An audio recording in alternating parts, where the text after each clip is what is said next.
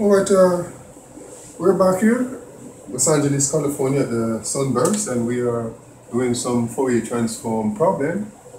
We have completed the basic notes on the Fourier Transform. I've compared it with Laplacian Transform, and we saw that both of them was an integral transformation from a time domain into a frequency domain. As usual, your instructor is Dolphy Gilpin, and after doing this one more basic problem from the Fourier Transform, we'll look at the Fourier Transform pair, and then when we go back to New York, we'll be looking in a more in-depth analysis of the Fourier Transform and doing some more in-depth problems.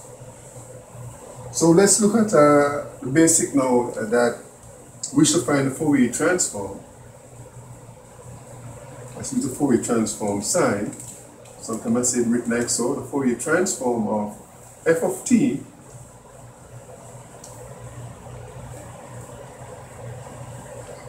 and we're given now that f of t is equal to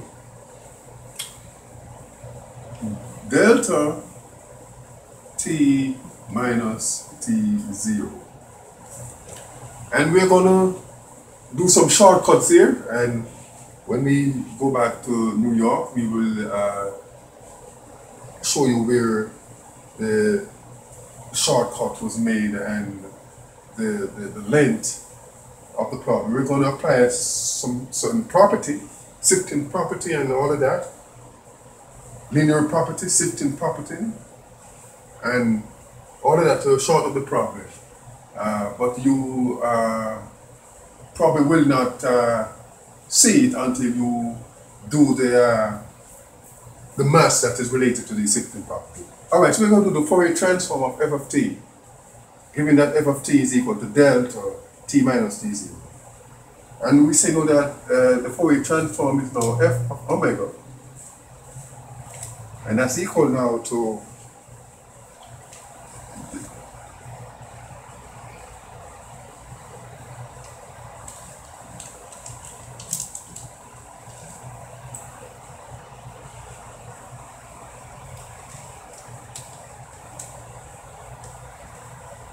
the Fourier Transform sign here now.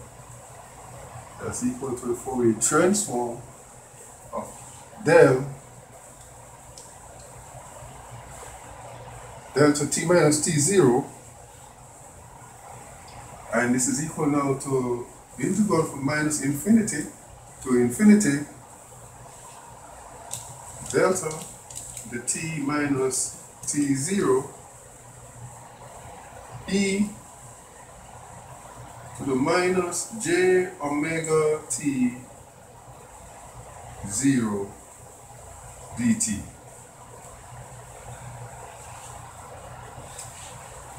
Right? In general, this is the function we should find the Fourier transformer. So we multiply that by e to the minus j omega t, integrating between minus infinity and infinity, and that will give us the answer. Alright, so if we do the integration now, we'll get, that's equal to, this is where the shortcut is coming now, e to the minus j omega t0.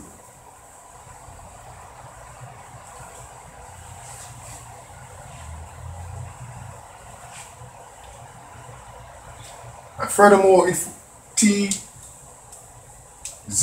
is equal to 0, then what we have now that this del of t minus t0 tends to now del of t, or delta t, and this result here now tends to e to the minus j omega, well, multiply t0 by 0, which is equal to e to the minus 0 equal to 1.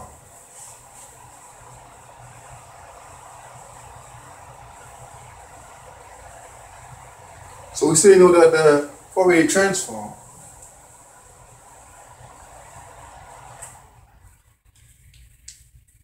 del of t, the impulse function, is equal to 1.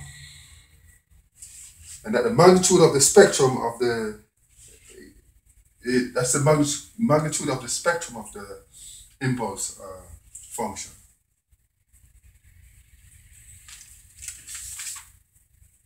All right, as I said, we're going to be looking at some Fourier transform pair. And right away you would see that if f of t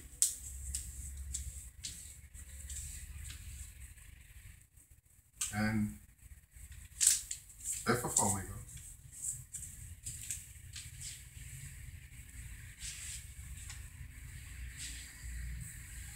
for 1, if f of t is equal to 1, then f of omega is equal to 2 pi delta omega. So the Fourier transform pair 1 and 2 pi delta omega. And for the unit step u of t, maybe I'm falling off the chart here, the screen. We have now pi, Fourier transform pair will be pi now, delta omega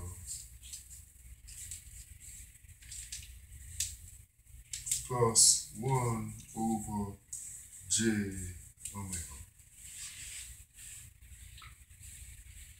All right, I'll continue with some Fourier transform pair. How we'll be using these properties to ease our calculation of the Fourier transform.